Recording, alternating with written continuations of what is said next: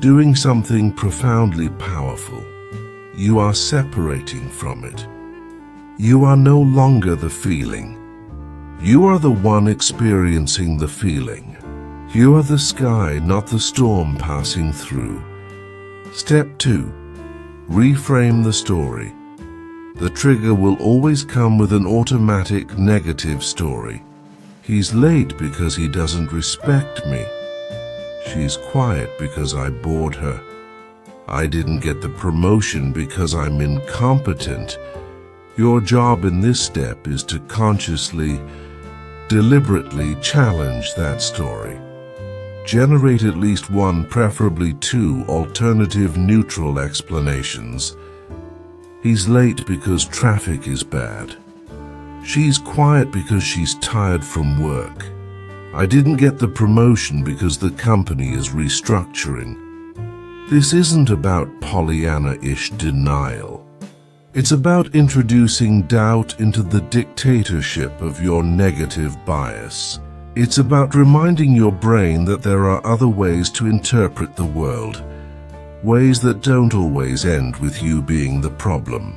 Step 3. Replace the pattern. Now, with the space you've created, you make a conscious choice.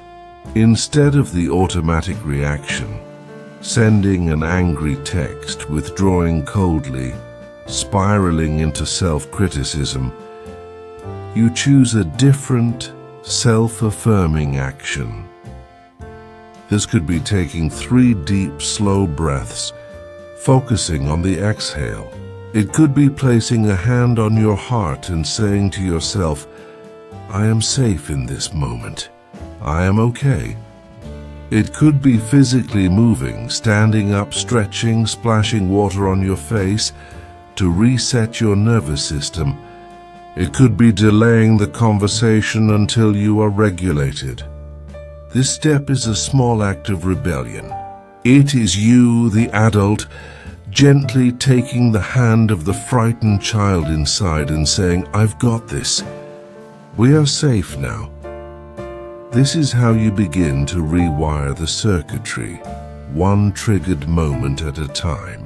Let's go deeper still, because awareness is the foundation, but we must also address the core belief itself, the rotten pillar holding up the entire structure, the belief that you are unworthy of love.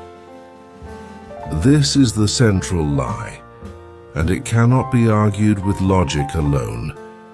It must be dismantled with a counter-experience. This brings us to weapon 2, the architecture of self-worth. You cannot think your way into self-worth. You must build it, brick by brick, through action. It is a verb, not a noun. Step 1, recognize the trigger.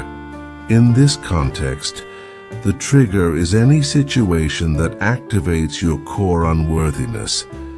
When you make a mistake, when you feel rejected, when you compare yourself to others and come up short. The feeling is one of deep shame, a sense of fundamental defectiveness. Step 2, reframe the story. This is where we attack the lie at its root. The reframe here is not about the situation, but about your identity. The old story is, I am unlovable. The new story, the one you must practice like a mantra, is, my worth is inherent and non-negotiable. It is not earned through achievement, appearance, or anyone's approval. It simply is. This will feel false at first. It will feel like a lie. Say it anyway. Write it down. Post it on your mirror. Your brain has had decades of practice with the old story. The new one needs repetition to feel real. Step 3, replace the pattern. Here you replace the pattern of self-abandonment with an act of radical self-commitment. When the shame trigger fires, your old pattern was to abandon yourself, to criticize, to numb out, to people please. The new pattern is to turn towards yourself with compassion. This is an active step.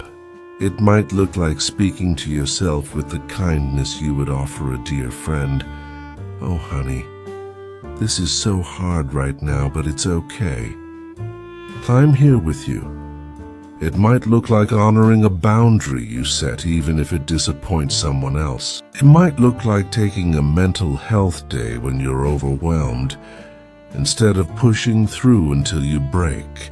It is, in essence, learning to become the loving parent you never had for yourself. You are starting to embody this, feeling what it's like to have your own back. Now let me tell you about Mark, who built his self-worth from the ground up.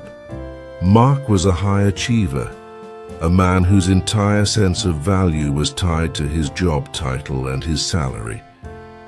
He was praised for his accomplishments as a boy, but never hugged, never told he was loved for just being himself. When he was unexpectedly laid off at 45, his world collapsed. It wasn't just the loss of income. It was the annihilation of his identity. He fell into a deep depression, convinced he was now worthless, a failure. The pattern was clear: no achievement, no worth. His breakthrough began with a simple, brutal question his therapist asked him. If you lost your legs in an accident, would you be worthless? Mark was stunned. Of course not, he mumbled. Then your worth cannot be in your legs, she said, and it cannot be in your job. Mark's reframe was the understanding that he had been renting his self-worth from external sources his entire life. His task was to evict those tenants and claim the property for himself. His replace the pattern action was to start a list, not a resume of achievements, but a list of his inherent qualities. I am kind to animals. I am a loyal friend. I am curious about the world. I have a good sense of humor. At first, the list felt pathetic, but he added to it every day. He also started volunteering at an animal shelter, an act that had no career value, only heart value. There, surrounded by creatures who loved him simply for showing up, he began to feel his inherent worth, separate from what he did. He was learning to love himself from the inside out, and it changed the entire trajectory of his life. Pause, notice what that story stirs in you. What external source have you been renting your self-worth from? But here's the truth. The work doesn't stop with the self, because we are relational creatures and the wound was created in relationship. So it must be healed in relationship. This is often the most terrifying part, because it requires vulnerability, the very thing your entire defense system was built to prevent. This is Weapon 3, Rewiring Relational Patterns. This is about learning a new language, the language of secure attachment, a language you were never taught. Step 1. Recognize the trigger. This trigger is intimacy itself. It's the moment a relationship moves beyond superficiality, when someone starts to see the real you, when conflicts arise, when needs must be communicated. The old blueprint screams danger. Abandonment imminent. Deploy defenses, withdraw, attack, people please flee. Step 2. Reframe the story. The reframe here is monumental. Conflict is not catastrophe. Needs are not burdens. Vulnerability is not weakness. It is the gateway to true connection. I can survive disappointment. I can ask for what I need and still be okay, even if the answer is no.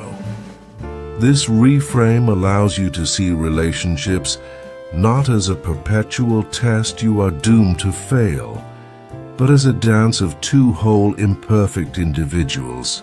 Step 3. Replace the pattern. This is where you practice new relational skills consciously and courageously. It means when you feel the urge to run, you practice staying.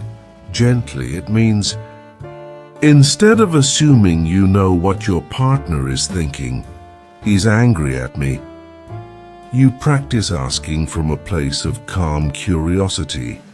I notice you're quiet. Is everything okay? It means communicating a need directly. I feel lonely.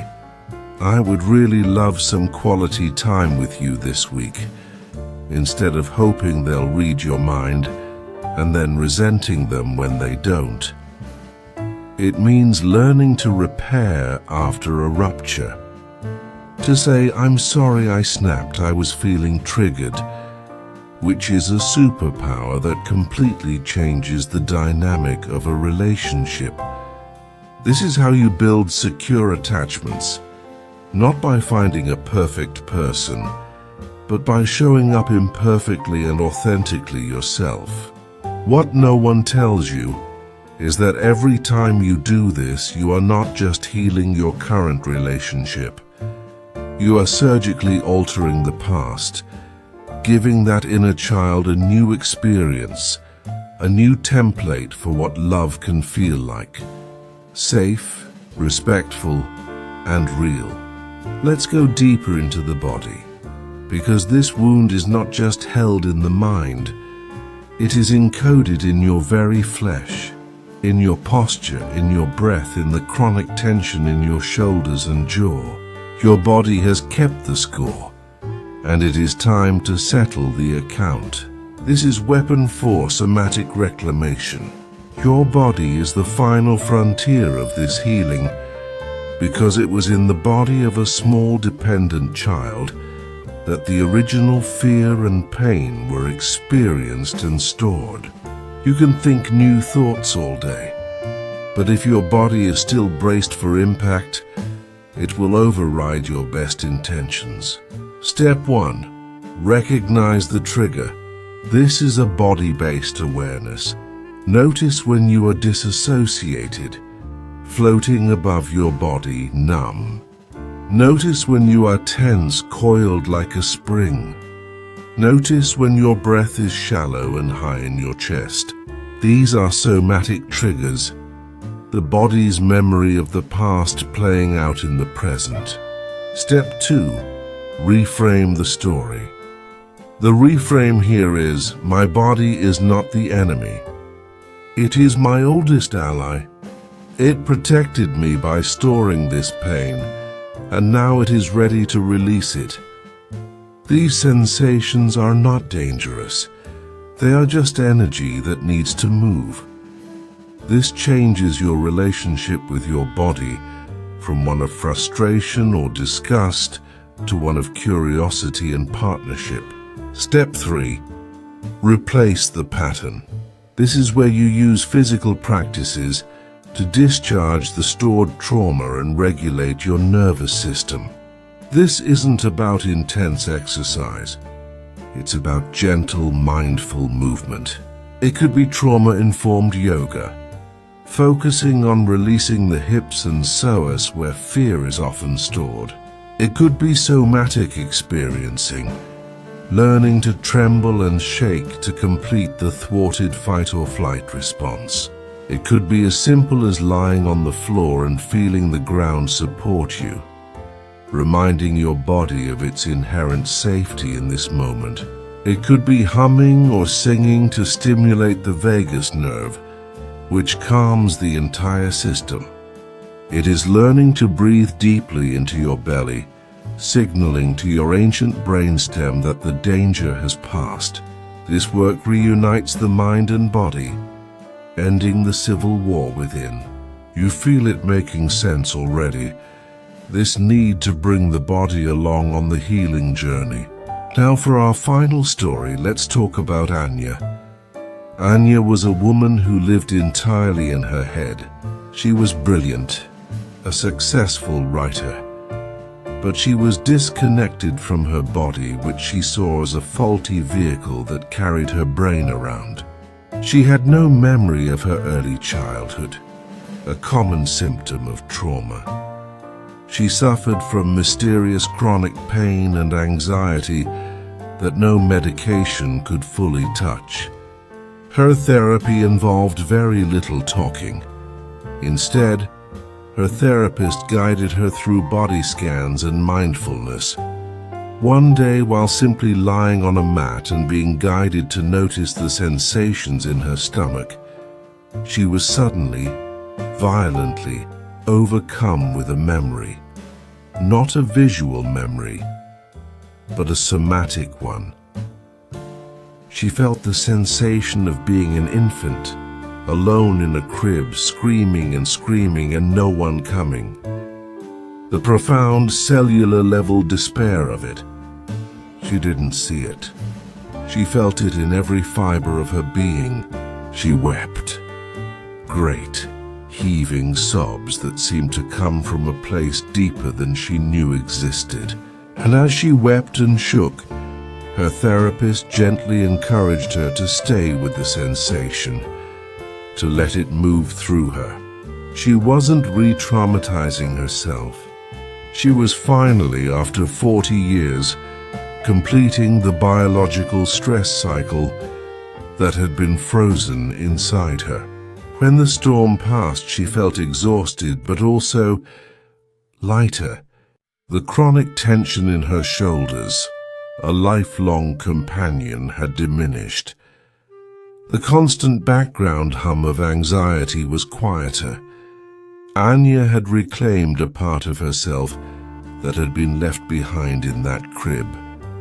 She had learned that to heal, she didn't need more words.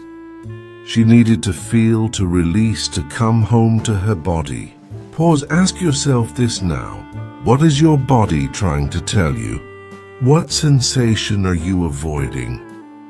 This is the integration, the bringing together of all these weapons: awareness, self-worth, relational skills, and somatic healing, into one fluid, continuous practice of freedom.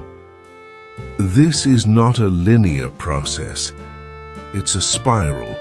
You will have days where you feel free, connected, and whole, and days where an old trigger sends you spiraling back into the old story. This is not failure. This is the nature of healing. The goal is not to never feel triggered again. The goal is to shorten the time between the trigger and your return to center, to make the spiral back up quicker and gentler each time.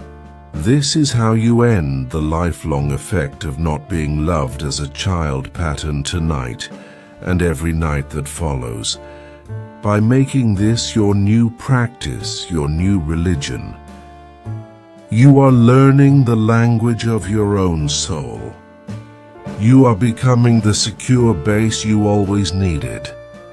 You are realizing that the love you were searching for out in the world, in the eyes of others, was always waiting to be cultivated within you. This is the final and most profound reframe, the realization that you were never broken. You were wounded, yes, deeply, but you were also adaptive, brilliant, and incredibly resilient. You built a fortress to protect a tender heart, and now it is safe to begin dismantling the walls, not all at once, but brick by brick, letting the light in. The ghost in the machine was never a monster. It was a lonely child trying to keep you safe. And now you are an adult. You have the resources. You have the awareness. You have the tools. You can finally turn to that inner child, not with pity, but with profound respect and love, and say, I see you. I hear you. Thank you for keeping us alive. Your job is done now. I am here. I will take it from here. This is the journey from surviving to thriving. This is the reclamation of your birthright. not just to be loved by others, but to feel bone deep and unquestionably that you are truly, inherently, and magnificently lovable. You're starting to see it now. You're starting to feel it. Let that feeling land. Let it find a home in you. This is your beginning. Now it is safe to begin dismantling the walls, not all at once, but brick by brick, letting the light in. The ghost in the machine was never a monster. It was a lonely child trying to keep you safe. And now you are an adult.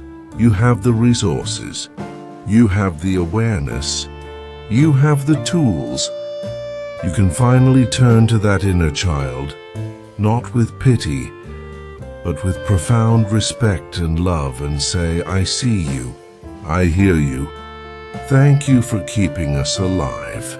Your job is done now. I am here. I will take it from here. This is the journey from surviving to thriving.